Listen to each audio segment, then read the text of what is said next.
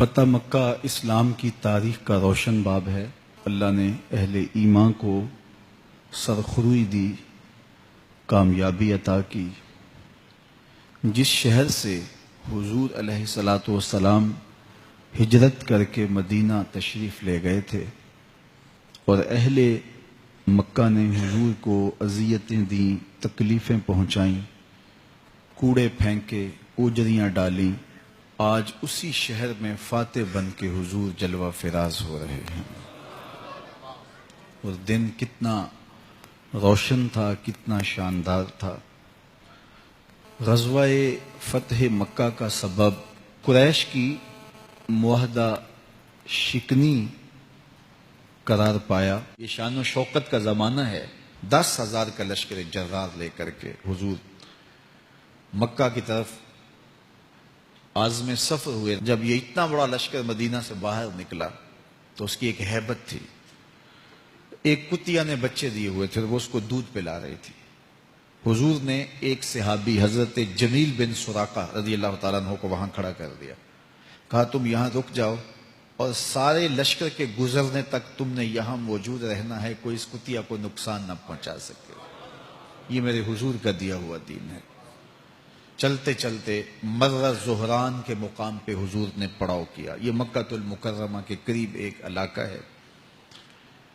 رات ہوئی تو حضور نے ارشاد فرمایا کہ کشادہ کشادہ خیمے لگاؤ اور ہر بندہ خیمے کے آگے آگ روشن کرے۔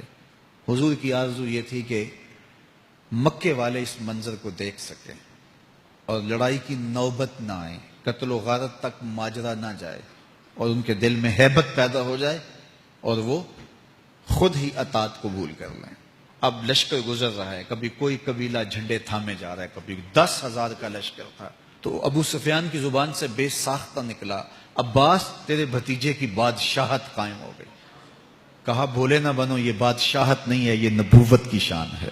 جب حضور مکے میں داخل ہو رہے تھے، حضور کے سر پہ یمنی چادر کا امامہ تھا، کسوہ نامی اونٹنی پہ بیٹھے تھے، اور آقا کریم علیہ الصلوۃ والسلام کو دیکھنے کے لیے چھتیں بھری ہوئی تھیں، لیکن حضور کا سر اجر سے جھکا ہوا تھا، حتیٰ کہ اونٹنی کے کجاوے کی جو لکڑی ہے حضور کے امامے کا کور اس کو چھو رہا تھا۔ اور حضور اس طرح مکہ المکرمہ میں داخل ہوئے۔ جو ہی حضور سین حرم میں داخل ہوئے، آقا نے اونٹنی پر ہی طواف کا آغاز کیا اور اپنی چھڑی سے حجر اسود کا استلام کیا، اور اللہ اکبر حضور نے کہا۔ جب حضور نے اللہ اکبر کہا، 10,000 صحابہ نے اللہ اکبر کا نعرہ لگایا، مکے کی وادی گونجنے لگی، اللہ اکبر کے نعرے کا تسلسل قائم ہو گیا۔ پھر حضور نے خاموش ہونے کا اشارہ دیا تو سارے خاموش ہوئے۔ 360 بت تھے جو اطراف کعبہ میں نصب کیے گئے تھے۔ حضور چھڑی سے اشارہ کرتے اور جاء الحق و زہق الباطل پڑھتے، اور وہ بت اوندا ہو کے گر پڑتا۔ اللہ اکبر۔ ادھر ظہر کا وقت ہو گیا۔ حضور فرمایا بلال کدھر ہے؟ حاضر کیے گئے۔ فرمایا کعبے کی چھت پہ کھڑے ہو کے اذان پڑھو۔ اللہ اکبر۔ بلال کعبے کی چھت پہ کھڑے ہو گئے۔ جب ہم اذان دیتے ہیں تو رخ کدھر کرتے ہیں؟ قبلہ کی جانب۔ اور اگر کوئی کعبہ کی چھت پہ کھڑا ہو تو وہ تو جدھر رخ کرے ادھر ہی قبلہ ہے۔ اب حضرت بلال اذان دینے کھڑے ہوئے، حضور طواف کر رہے تھے۔ اللہ اکبر۔ بلال ادھر گھومتے جا رہے ہیں جدھر حضور گھومتے چلے جا رہے ہیں۔ اذان ازل سے تیرے عشق کا ترانہ بنی، نماز تو اس کی دید کا ایک بہانہ بنی۔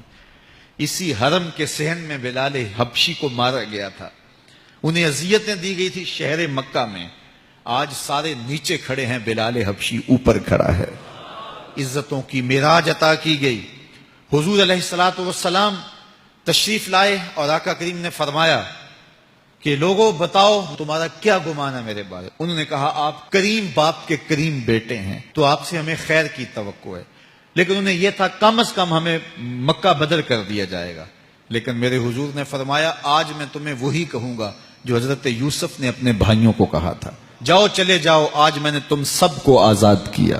سن 8 ہجری کو یہ واقعہ ہوا۔